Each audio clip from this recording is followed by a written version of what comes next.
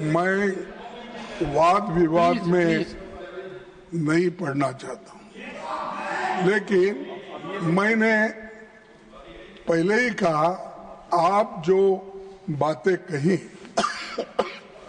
राणा संगा के बारे में, राणा प्रताप जी के बारे में जो बातें कही और देश के अन्य भागों में भी जो देश के लिए लड़े मरे, अपना जान दिए, उन सबका हम सम्मान करते हैं। ये बात मैंने कही और आपने जो कही उसको मैं सेकंड किया। इनको क्या आपत्ति है उसका?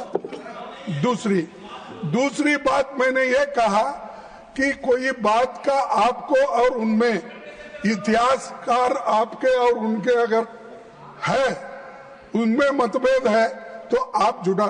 इसका मतलब ये नहीं किसी का घर जलाओ, किसी के घर के ऊपर बुलडोजर लगाओ, किसी का ये करो, किसी के बच्चों को मारो।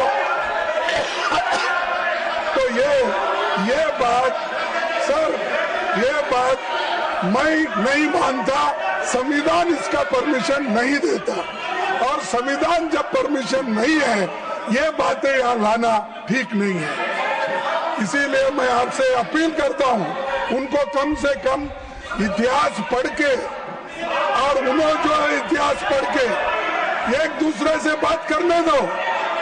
लेकिन मैं तो आपके बात को सपोर्ट कर रहा हूँ। मैं वो बात दोहरा के असत्य बात को सत्य करना चाहते हैं। मैंने तो आपको बोला मैं कि आपका समर्थन करता, आप जो बोले स्टेटमेंट उसका मैं था, लेकिन मैं ये कहा कोई भी सदस्य हो, चाहे वो दलित हो, स्वर्णीय हो, दूसरा कोई भी हो, लेकिन क्या आप कानून अपने हाथ में लेके उस सदस्य का घर बर्बाद कर सकते हो? और एमपी की सुरक्षा होना चाहिए, ये मुद्दा है। कोई भी रहे, एमपी की सुरक्षा होना चाहिए।